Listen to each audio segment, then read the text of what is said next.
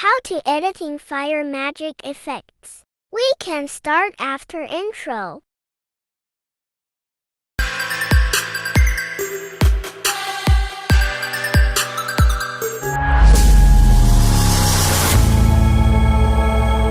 Siyempre, una-una, kunin natin yung ating video.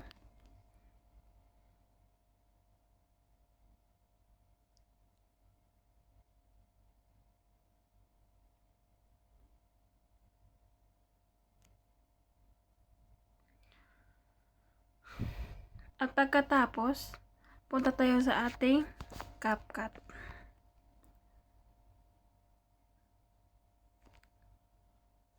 Ayan. Pagkatapos, mag-overlay tayo.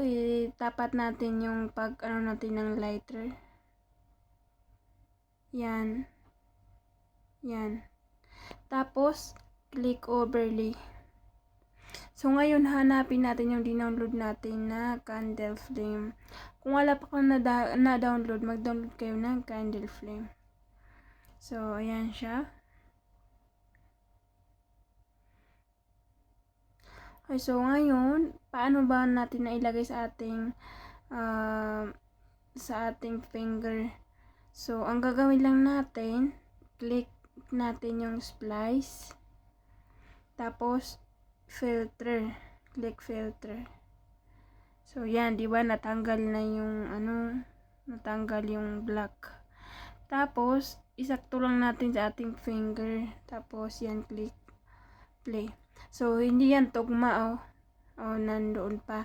So, kailangan itugma natin sa ating finger.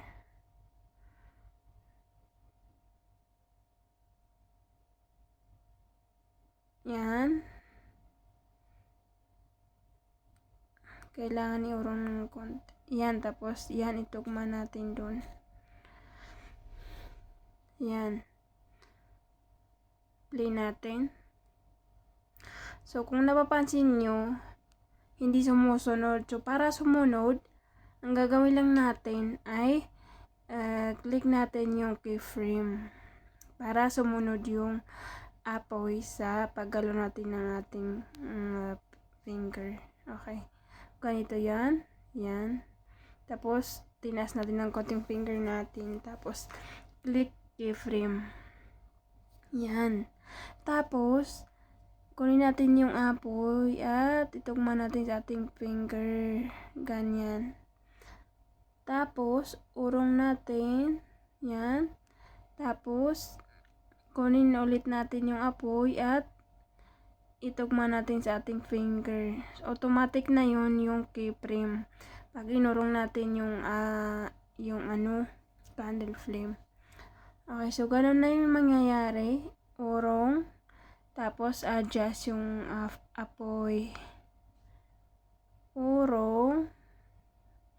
Adjust yung apoy. Ganyan lang po yung mangyayari dyan hanggang sa matapos. Kung hindi pa kayo naka-subscribe sa aking video, sa aking channel, mag-subscribe na po at paki-like na rin ang video na ito. Ganito lang po kadali mag-edit ng fire effect.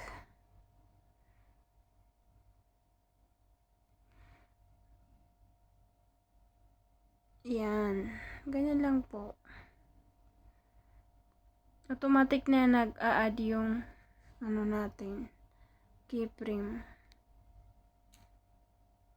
Kada galaw natin dito sa candle flame ay mag-a-add na yung keyframe. Ganyan. Ganyan.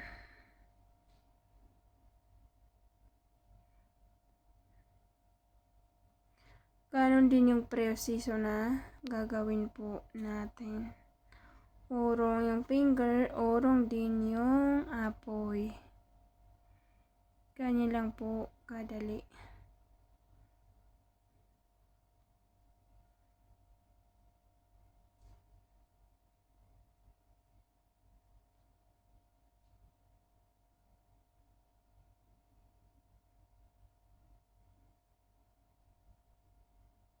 Play natin. Okay, so dahil ngayon, tapos na, pwede natin i-adjust itong apoy natin. Itapat natin doon kung saan nawala na yung apoy. Yan. Tapos, itong video din natin sa first layer, i-adjust natin. Yan, ipantay natin doon sa second layer. Tapos, i-delete din natin yung ending. Play natin kung okay na. Oh, hindi okay.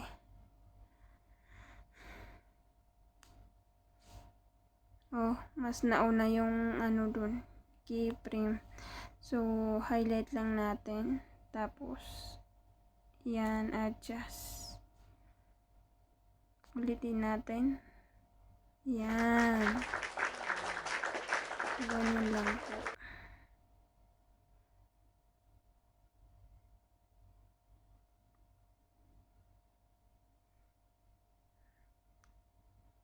Kung napansin nyo, nauna nawala yung mukha ko. So, ipantay natin. Pantay natin ng maayos. Okay. Play natin ulit.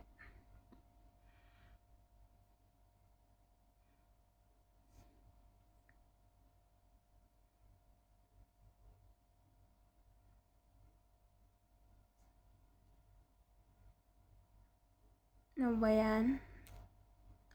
Habaan natin tapos lang natin. Putulin natin ulit. Ganyan. Tingnan. Yan. Tapos dito sa baba. Yan. Okay na yata. Okay na.